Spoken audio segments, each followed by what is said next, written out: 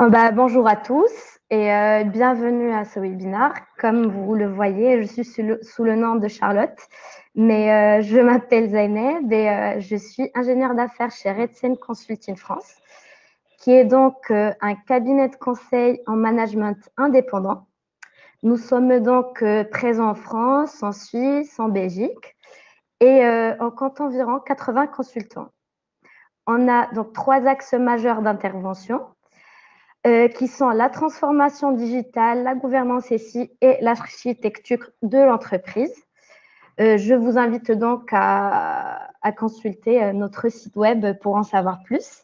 Et je vous invite également à nous rejoindre sur les réseaux sociaux. Alors maintenant, je laisse la parole à notre intervenant, Monsieur Alain Lefebvre, qui travaille dans le secteur informatique. Bonjour Alain.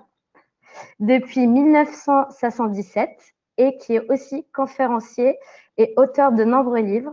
Et il rédige également les chroniques tendances décryptées pour notre blog Redsen. Donc, voilà. On peut commencer le webinaire. Merci Zeneb. Tu n'oublieras pas de me donner la main comme organisateur pour que je puisse partager mon écran. Oui, bien sûr. Fais-le tout de suite pendant que voilà. Qu'on a juste 1 heure et donc on va utiliser 3 quarts d'heure pour la présentation et 1 quart d'heure pour les questions-réponses. Et puis bon, pas d'inquiétude si jamais il y a des coupures. Zeneb surveille tout ça et s'il y a des coupures, elle me préviendra et je serai capable comme ça de revenir sur les slides qui ont été passés. De toute façon, en plus, on enregistre tout ça, donc on va publier la vidéo de ce webinaire sur le blog de Redsen. Donc, dans tous les cas, vous ne manquerez rien. Donc, je vais fermer ma vidéo, puisque là, OK, vous m'avez vu, c'est bon, et on va se concentrer sur la présentation.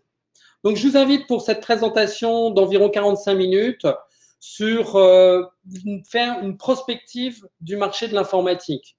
Donc, avec comme titre, après les GAFAM et les BATX, à quoi s'attendre, que nous réserve l'avenir.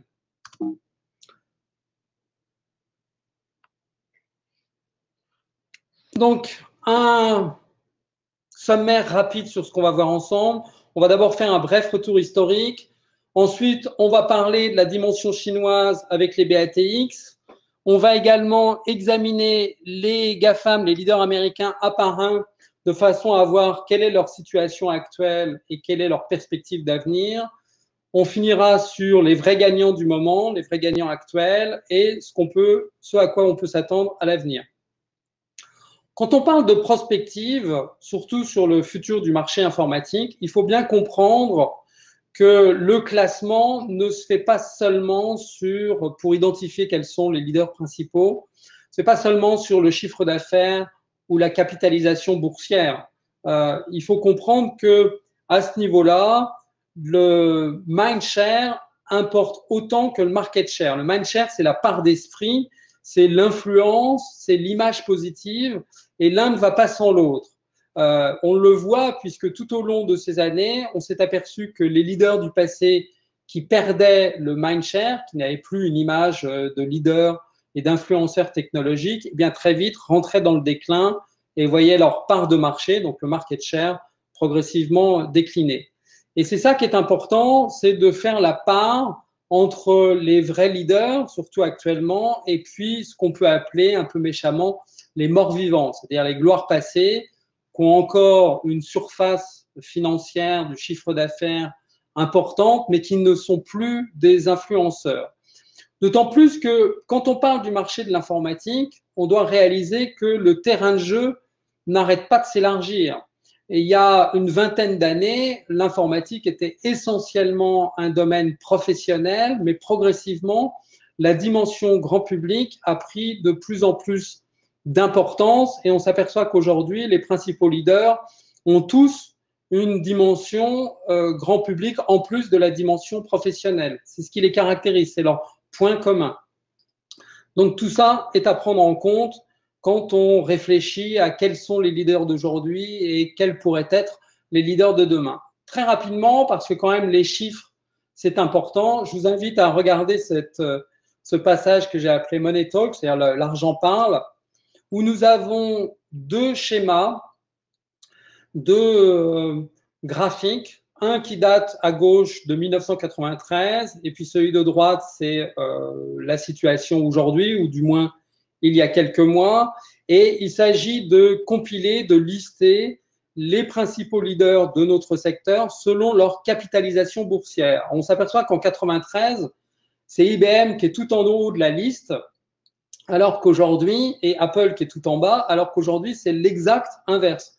Apple est tout en haut, ou plus ou moins, ou tout au moins était tout en haut, et IBM est en dernière position. En effet, les capitalisations boursières, c'est quelque chose qui évolue rapidement. Il y a beaucoup de volatilité. Donc, après avoir été la première société à franchir le cap de 1000 milliards de capitalisation boursière, Apple est un peu descendu et Microsoft lui est passé devant très dernièrement. Mais c'est pas ça qui est important. Ce qui est important, c'est de comparer ces deux schémas qui ont plus de 20 ans d'écart et de s'apercevoir que finalement, entre les deux listes, il n'y a pas beaucoup de noms en commun.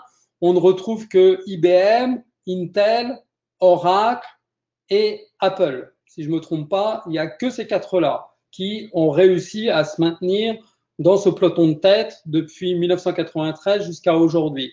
Donc, c'est assez significatif d'abord que les choses changent, les choses évoluent, des noms disparaissent, des nouveaux noms apparaissent. Et ensuite, on voit aussi qu'en matière de capitalisation boursière, on a beaucoup augmenté. En 93, on culminait à 25 milliards de dollars, alors qu'aujourd'hui, on est plutôt entre 800 et 1000 milliards. On va faire un bref retour historique parce que c'est toujours important de savoir, de comprendre d'où on vient. Et pendant toutes ces décennies, on a vu des leaders techniques, des leaders de marché qui avaient leur influence technique sur l'évolution de ce marché. Dans les années 60, c'était principalement IBM qui dominait le marché de la tête et des épaules, alors que dans les années 70, on a commencé à avoir un certain renouvellement, même si IBM est resté en haut de la pyramide. On a vu apparaître DEC, Digital Equipment, qui a inventé la mini. Alors, c'est pas une révolution technique, c'est juste une évolution, c'est une déclinaison du principe de l'informatique centralisée autour d'un mainframe, autour d'un mini-ordinateur, donc qui le rend un petit peu plus abordable, un peu moins coûteux. Mais fondamentalement, c'est dans la continuité. La vraie rupture, elle est arrivée avec la micro et Apple a été le premier acteur significatif, premier acteur géant même, on peut dire, de ce nouveau domaine. Et la micro a dominé la scène technique des décennies qui ont suivi. Donc, par exemple, dans les années 80, les leaders s'appellent clairement Microsoft, Lotus et Novell. Et dans les années 90, on rajoute à cela Intel, Seul et Oracle. Et pendant ces années 80-90, on a forgé également l'expression Wintel, qui, ce duopole, illustrait la domination technique et en termes de part de marché du couple Microsoft et Intel. Donc voilà, on voit à travers ce bref retour historique que les choses ont quand même évolué assez drastiquement de décennie en décennie et qu'il y a très peu d'acteurs qui ont réussi à traverser les années, les dizaines d'années en restant dans le peloton de tête. En fait, il y en a à peu près que 3, IBM, Microsoft et Intel. Parce que c'est ça l'écueil principal quand on est un leader, quand on est au sommet, il faut éviter de devenir un mort-vivant. Alors, qu'est-ce que c'est qu'un mort-vivant? C'est un acteur important, mais qui a perdu son influence, qui a perdu son aura, qui a perdu son image.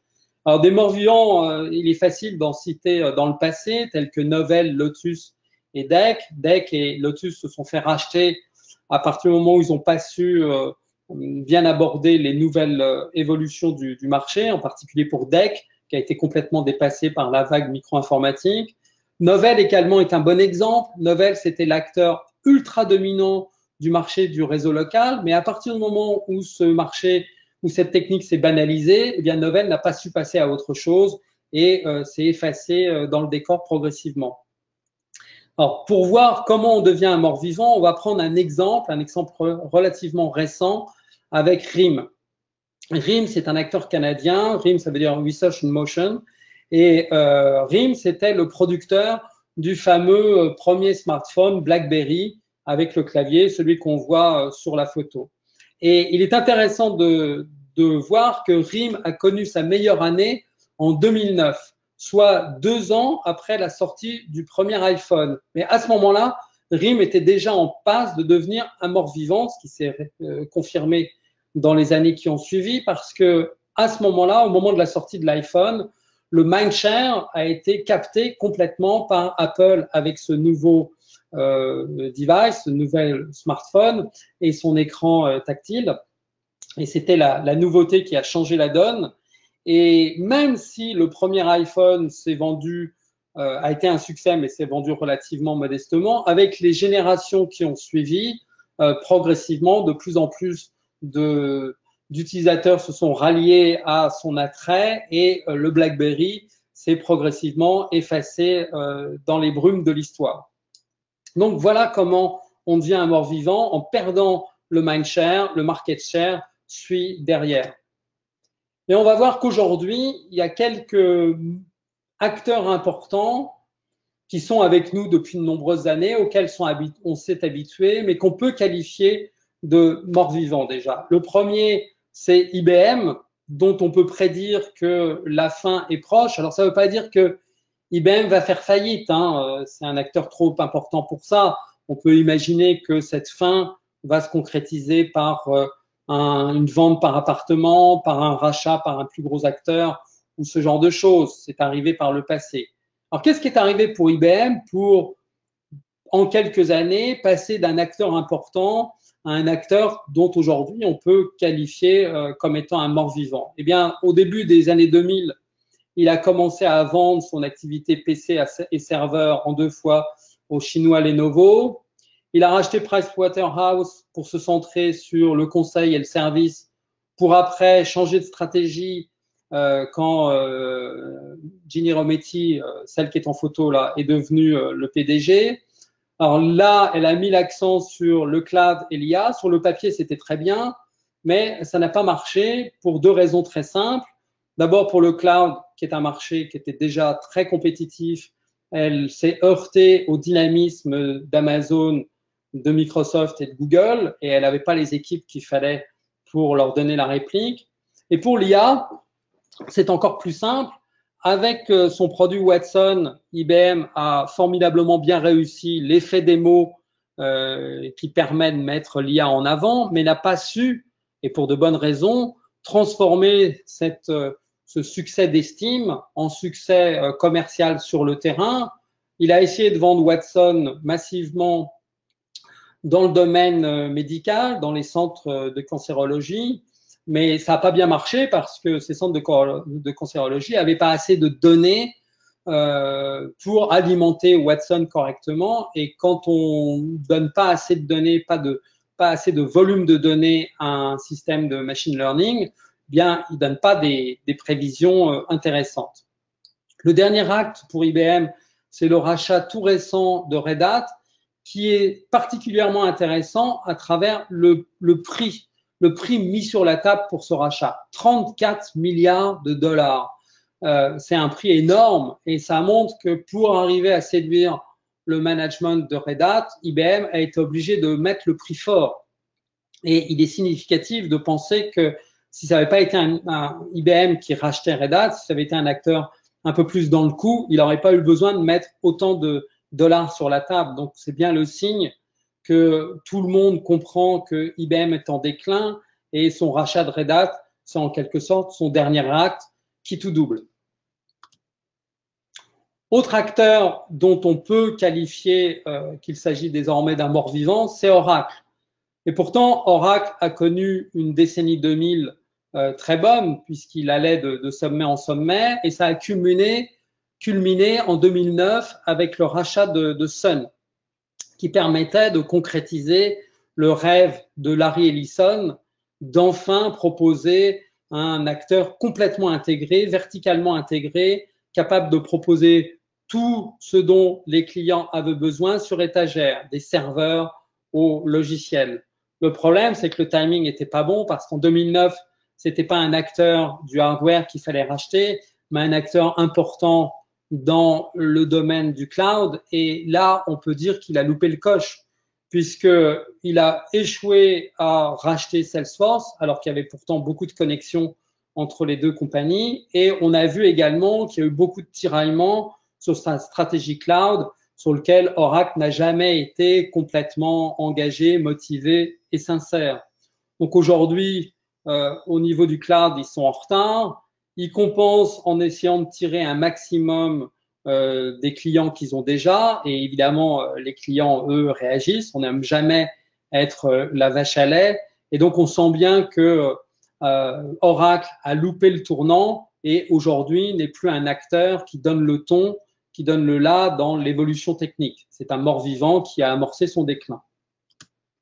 Enfin, le troisième mort-vivant important, exemple significatif, c'est Intel. Alors ça peut sembler surprenant parce qu'Intel a encore une très belle image et lui aussi, comme Oracle, pendant la décennie 2000, il a eu de très bonnes années.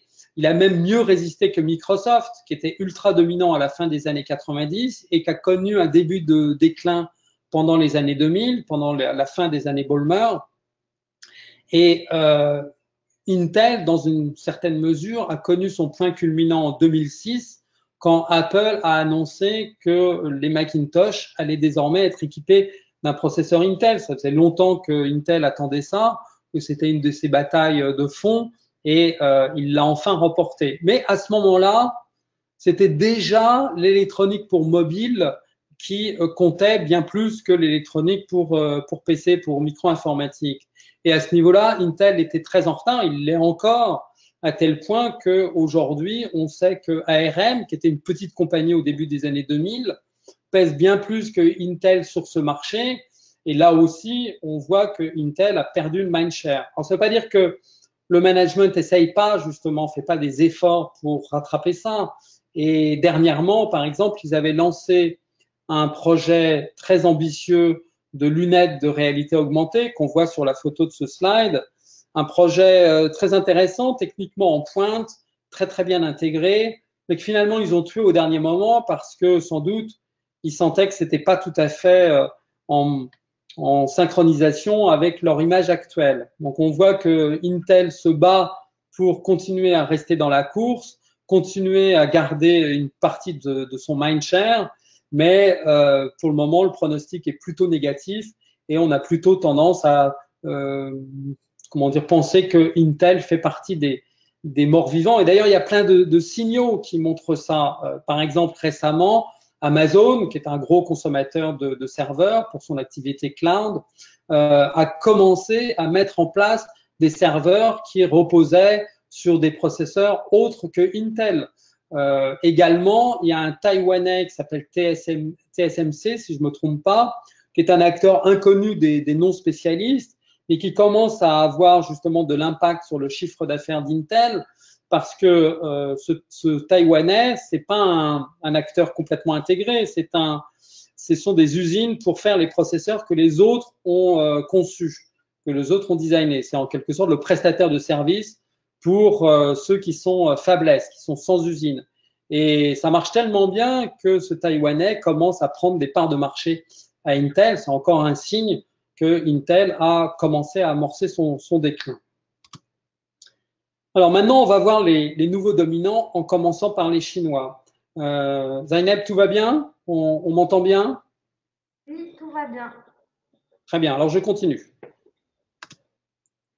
Alors les nouveaux dominants, ce sont bien sûr les GAFAM pour Google, Apple, Facebook, Amazon et Microsoft, mais ce sont également les BATX, ces acteurs chinois qu'on connaît moins bien, le B pour Baidu, le A pour Alibaba, c'est sans doute le plus connu des quatre, le T pour Tencent et le X pour Xiaomi. Bon, comme ce sont des acteurs qu'on ne connaît pas bien, il est intéressant de pouvoir faire une sorte de tableau d'équivalence. Donc on va dire de façon assez grossière que Baidu, c'est l'équivalent de Google, puisqu'ils ont un moteur de recherche très utilisé. qu'Alibaba, ça va être au moins pour l'activité e-commerce, l'équivalent d'Amazon. Ils ont également une activité cloud assez importante. Tencent, on va le mettre dans la catégorie réseaux sociaux, donc un équivalent de Facebook. Bon, c'est assez grossier, mais Ça permet d'avoir des points de repère. Et enfin, Xiaomi est souvent qualifié d'Apple chinois, puisque leur activité principale, ce sont les smartphones bien finis et de prix attractifs. Alors, quelques rappels factuels sur les BATX, des données, comment dire, des chiffres qui permettent de voir combien ces acteurs chinois commencent à peser, comme Tencent, par exemple, qui revendique d'avoir dépassé le milliard d'utilisateurs de son application de messagerie WeChat. Ça veut dire que WeChat est utilisé au-delà du marché chinois.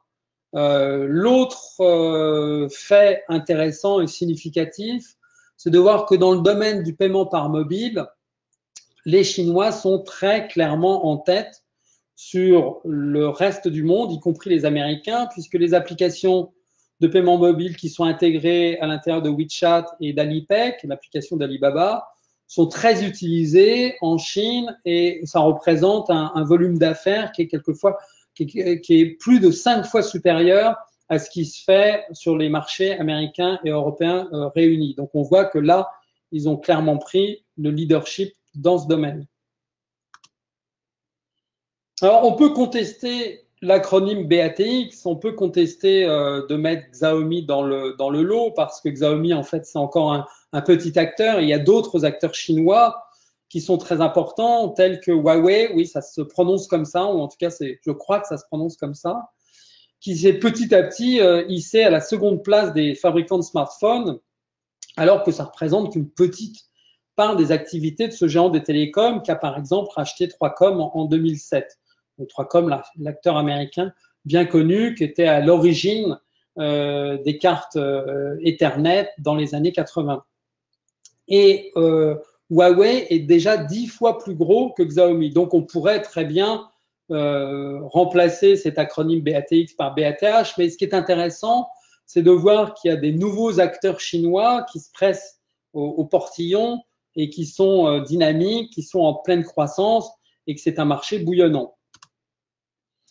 Et on l'ignore souvent, mais dans certains domaines, ces nouveaux acteurs sont les leaders mondiaux. On a déjà parlé du paiement par mobile, mais on pourrait parler des jeux vidéo, qui est un marché très important, bien plus important que le cinéma, par exemple. Eh bien, Tencent est le numéro 1, même si vous ne connaissiez pas ce nom. En fait, il a dans son portefeuille un certain nombre des jeux les plus connus et les plus utilisés par les jeunes. Il est largement devant Sony, Apple, Electronic Arts, Activision, Nintendo ou Bandai. C'est peut-être une surprise, mais c'est la réalité des chiffres. On voit aussi que dans les domaines traditionnels de notre secteur, en particulier le cloud, eh bien progressivement, on voit aussi les acteurs chinois apparaître et être en pleine croissance. On voit que dans cette liste, Alibaba apparaît et je ne serais pas surpris que d'ici 2-3 ans, Alibaba ait rejoint la liste des 5 premiers dans ce domaine-là. Donc on peut penser que la Chine est le prochain géant du numérique qui va doubler les Américains sur ce plan, si ce n'est pas déjà fait, ou en tout cas c'est en cours. Là, on voit sur ce graphique 3 courbes, on voit que les Européens sont largement en dessous que les Américains, mais que pour les Chinois, les courbes sont en train de se croiser. Par contre, il faut bien comprendre que pour le moment, à part dans le domaine du paiement mobile, les Chinois peuvent difficilement être vus comme des leaders technologiques, particulièrement dans le domaine des smartphones. Ils se contentent de copier de façon habile et performante, surtout sur le plan du rapport qualité-prix, se contentent de copier ce que font les leaders américains. Alors justement, revenons aux USA et abordons un autre acronyme qu'on entend de temps en temps, les NATU. NATU, c'est pour Netflix, Airbnb, Tesla et Uber. Donc certes, ce sont des acteurs importants qui montent en puissance, qui ont une croissance forte, mais pour le moment, par rapport à nos GAFAM, ce sont des petits acteurs et même s'ils sont dynamiques, même s'ils sont innovants, ils ne concernent pas encore vraiment le marché de l'informatique, donc on peut les laisser de côté. C'est intéressant mais anecdotique. Revenons sur nos GAFAM et faisons un bilan point par point, acteur par acteur, pour voir si tous méritent de rester dans ce peloton de tête ou si des craquements commencent à apparaître et sont susceptibles de modifier ce classement à court terme. On va commencer par Facebook, qui, d'après moi, va rapidement avoir un destin à la eBay. Alors, ça veut dire quoi? Ça veut dire que dans les années 2000, 2004, 2005, eBay était vu comme un leader très important, pesant lourd, à la forte croissance et qui pouvait devenir un acteur global du marché de l'Internet, voire menacer les positions de Google. Finalement, il n'en a rien été et eBay s'est progressivement replié sur son activité d'origine. C'est toujours une société importante dans le domaine de la vente en ligne, de la vente aux enchères, mais plus personne ne voit eBay comme un acteur global capable d'influencer le marché. À l'époque, eBay, par exemple, avait racheté Skype. Finalement, ils l'ont revendu et c'est Microsoft qui, aujourd'hui, détient Skype. Donc, il va arriver la même chose à Facebook. Ça va rester une société importante qui pèsera lourd dans sa spécialité, mais qui ne sera plus vue comme un leader technique à court terme. Il faut dire que là, Facebook a vraiment vécu une année horrible avec une succession de scandales à répétition, de fuites et de ventes de ces données de ses utilisateurs. Alors évidemment, il faut être naïf pour être un peu surpris par ce qui est arrivé, parce qu'il suffisait d'étudier un peu Facebook et son business model pour comprendre que c'était ça sa vraie richesse. Mais Facebook a d'autres faiblesses, en particulier de ne pas être assez diversifié. C'est vraiment une société qui est centrée sur son core business. On le voit à travers ses rachats.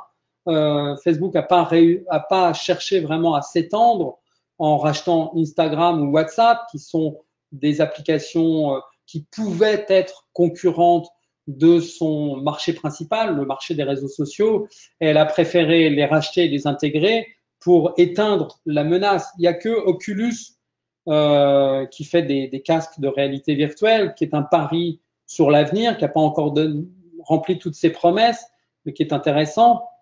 Mais on voit aussi que suite à cette année de crise, on voit que le management de Facebook n'a pas le sang-froid nécessaire pour avoir une vision à long terme, puisque dès les premières crises, la première chose qu'ils ont faite, c'est d'arrêter les projets vision à long terme, ce qu'on appelle les projets moonshots.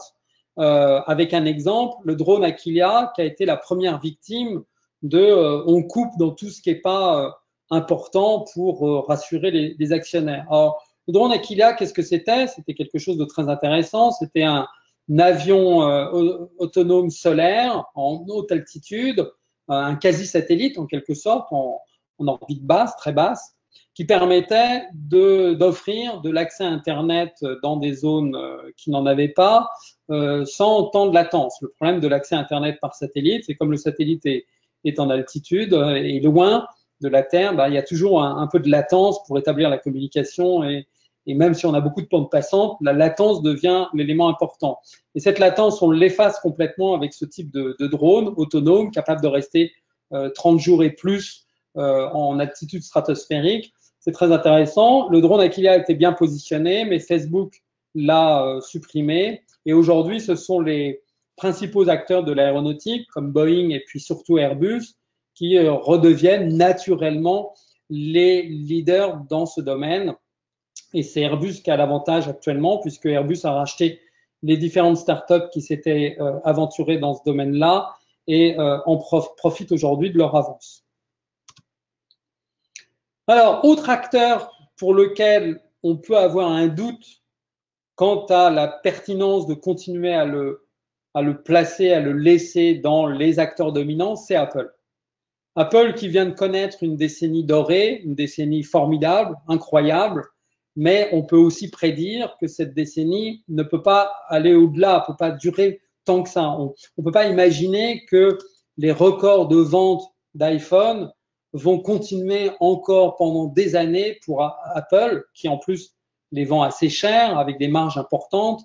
Certes, l'iPhone a été un succès récurrent pendant toutes ces années, mais c'est un pari trop audacieux d'imaginer que ça puisse encore durer 10 ans ou même seulement 5 ans. De plus, on s'aperçoit que le succès de l'iPhone a été en quelque sorte, pour Apple et pour son équilibre, un succès catastrophique parce que sa part est devenue bien trop importante dans le revenu d'Apple, dans le revenu global. De plus, Apple a fait quelques erreurs ces dernières années avec des rachats assez contestables. Donc, par exemple, racheter Beats, qui est un acteur qui fabrique des casques audio, plutôt que de racheter Nest quand Nest était disponible, alors que Nest représentait la nouvelle vague de la domotique moderne et qui a finalement été racheté par Google. Alors, ça ne veut pas dire que Apple n'innove pas ou n'essaye pas d'innover. Apple innove toujours. Simplement, pour le moment, ces innovations ne rencontrent pas le succès. On a l'exemple avec l'Apple Watch, qui est intéressante, qui est sur le plan technique, qui est assez performante, mais qui, pour le moment, n'a pas vraiment rencontré le succès. Donc, il serait faux de dire que Apple n'innove plus, que depuis que Steve Jobs est mort, le management est paresseux, sans inspiration, etc. Non, le principal problème d'Apple, c'est que les iPhones représentent une part trop importante dans la répartition des revenus et qu'on sait qu'il est évident, qu'il est facile de prévoir que ces ventes vont se contracter à l'avenir, soit parce que l'iPhone va perdre son succès, soit tout simplement parce qu'Apple va être contraint de les vendre moins cher et donc va gagner moins d'argent à part de marché équivalente. Et on a du mal à imaginer qu'il puisse faire grandir encore sa part de marché. Donc, il est relativement facile, il est relativement probable de dire que Apple, comme Facebook, va sortir du peloton de tête. Alors, qui va y rester?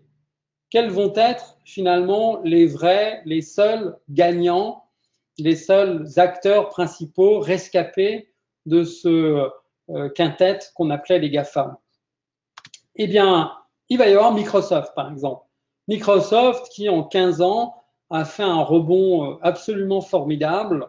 Depuis que Nadella a remplacé Ballmer, bon, Nadella n'a pas fait tout à lui tout seul, bien sûr, mais depuis qu'il a remplacé Ballmer, eh bien, il est clair que Microsoft a vraiment rebondi et aujourd'hui va de succès en succès. On le voit à travers principalement une présence formidablement réussie dans le cloud, puisque Microsoft est maintenant le second acteur principal du cloud, juste derrière Amazon, et le concurrence fortement avec une meilleure croissance. Mais pas seulement. Donc le pari du cloud a été réussi pour Microsoft, ce pari que IBM, lui, n'a pas réussi à concrétiser. Mais pas seulement. D'abord, Windows et la Xbox restent des revenus forts, donc il y a une certaine diversité dans le portefeuille de revenus. Mais également, Microsoft a su se diversifier, a su innover et a su intégrer ces innovations dans son portefeuille de produits. Le meilleur exemple, c'est le couplage de Skype, donc qui a été racheté par Microsoft il y a quelques années, et de ses recherches en matière d'IA. Microsoft a su injecter de plus en plus d'IA dans Skype pour accroître ses fonctionnalités et son attrait, en particulier à travers les fonctions de traduction automatique qui ne sont pas encore complètement opérationnelles et déployées, mais dont les démonstrations sont très très spectaculaires et laissent augurer d'une application qui va être très très attractive. Et c'est pas fini, parce que Microsoft prépare l'avenir, par exemple avec HoloLens. HoloLens, ce sont ces lunettes de réalité augmentée que pour le moment, Microsoft positionne assez prudemment et assez intelligemment dans le domaine de l'informatique professionnelle. Et dans un premier temps, seulement ça. Donc on voit aussi que Microsoft continue de préparer l'avenir et investit sur les bons carrés. Donc Microsoft, incontestablement, fait partie du trio gagnant de l'avenir et mérite de rester dans ce peloton de tête. Mais ce n'est pas le seul. Il y a aussi Amazon, dont on peut dire qu'Amazon va aller toujours plus haut. Alors, vous voyez sur cette photo que j'ai détourné un peu la flèche du sourire du logo Amazon.com, où on voit Jeff Bezos souriant, pour montrer que la flèche monte vers le haut, monte vers les sommets.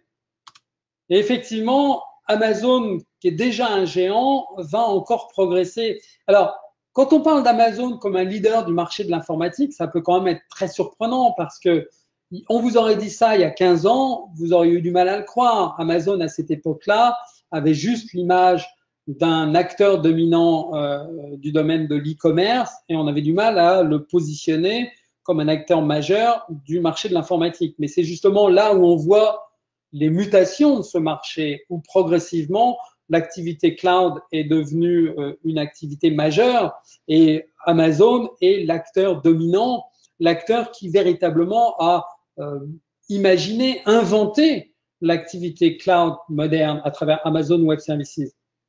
Mais Amazon n'a pas que ça dans son palmarès. Il y a également le système d'abonnement Prime, la fonction One Click Buy, et puis les autres secteurs, les autres marchés clés où Amazon est très bien positionné, avec par exemple le Kindle pour la lecture numérique, la vidéo on demande où Amazon aujourd'hui est le seul véritable adversaire de Netflix, avec une stratégie un peu différente, mais on sait qu'ils peuvent monter en puissance et devenir un vrai adversaire à Netflix dans les 2 années qui viennent, avec l'innovation également avec Alexa. Là aussi, Amazon a inventé le haut-parleur intelligent avec une petite dose d'IA pour introduire l'interface conversationnelle. Et puis aussi et surtout, Amazon dispose d'une organisation et d'une logistique qui autorise toutes les ambitions pour l'avenir. Donc on peut dire que Amazon fait partie du groupe de tête, mérite d'y rester et a encore le potentiel pour beaucoup progresser. Donc incontestablement, c'est un des gagnants d'aujourd'hui et du futur. Et enfin, Google.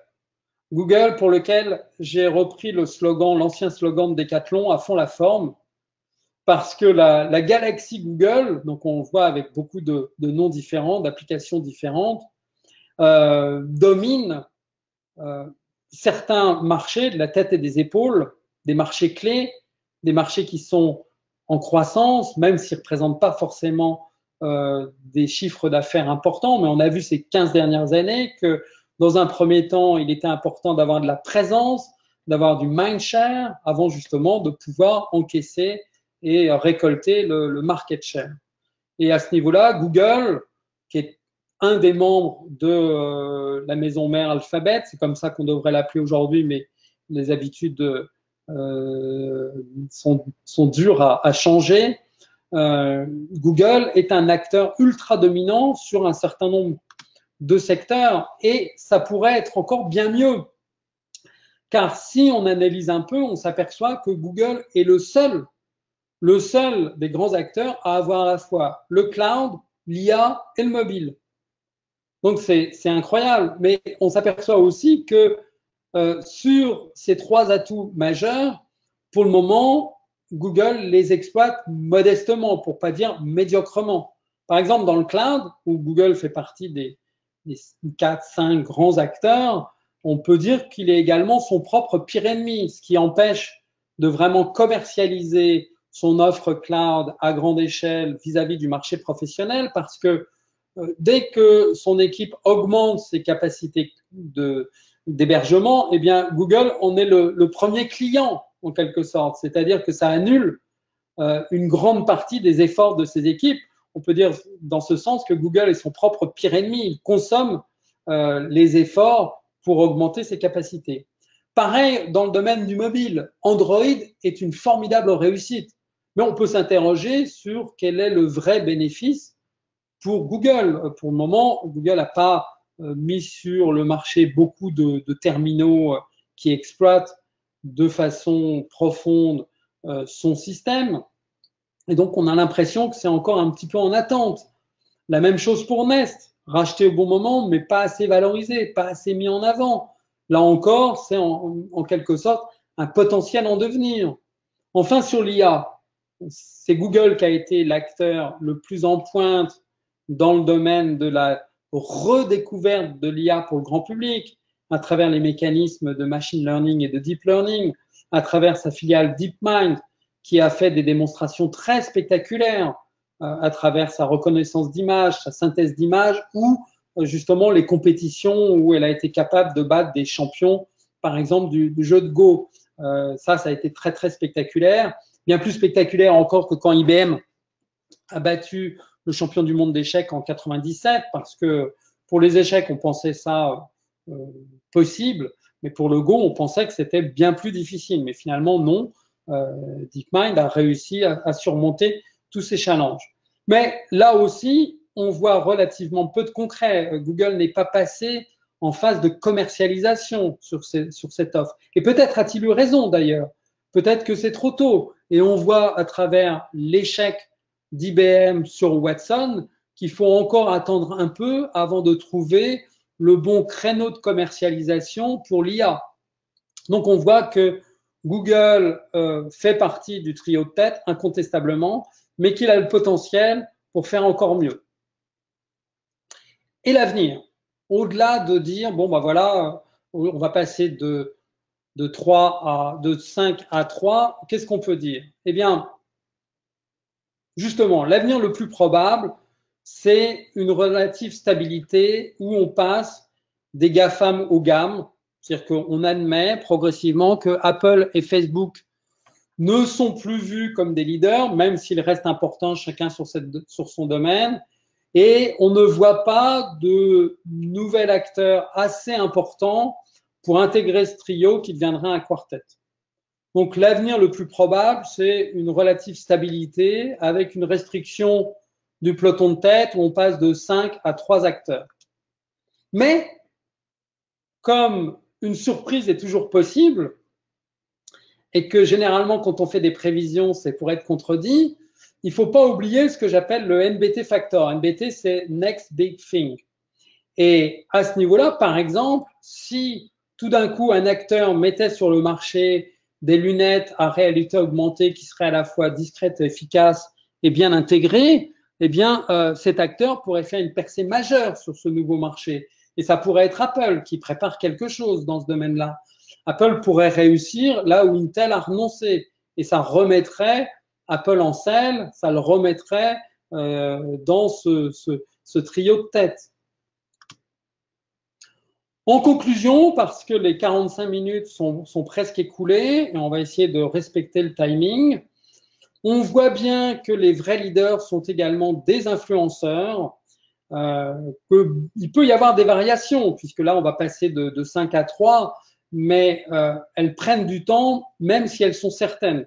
C'est ça qui est important, c'est de comprendre que bien sûr, les choses changent, mais que les choses changent en prenant du temps. C'est pour ça que les Chinois vont devoir mettre des années avant véritablement de pouvoir prétendre à cette position dominante. De plus, les gammes, les trois acteurs principaux, Google, Amazon et Microsoft, sont encore loin de leur potentiel maximum. Donc, la course va devenir d'autant plus dure pour les nouveaux entrants. Voilà, j'ai terminé. Zaineb, on peut passer aux questions-réponses si tu en as. Merci beaucoup, Monsieur Alain. Et oui, on peut passer aux questions. Enfin, moi, j'ai deux questions à vous poser. La première, c'est comment se traduit l'influence technique des leaders du marché? Et pouvez-vous nous donner des exemples concrets? D'accord. Bon, on va déjà traiter cette question-là. Alors, on peut donner un exemple très récent. Par exemple, Amazon qui commence à mettre en place des serveurs non Intel dans ses fermes de serveurs, il donne un signal fort à l'ensemble des clients et à l'ensemble des acteurs du cloud qu'aujourd'hui, reposer sur des processeurs Intel, c'est pas obligatoire. Donc ça, c'est un exemple d'influence forte. Google a montré aussi tout au long des années 2000 qu'on pouvait faire des applications web qui n'avaient rien à envier aux applications natives avec une utilisation approfondie du JavaScript. Et progressivement, tout le monde s'est habitué à ce que des applications en ligne présentent le même niveau de fonctionnalité, le même niveau de confort que des applications desktop habituelles.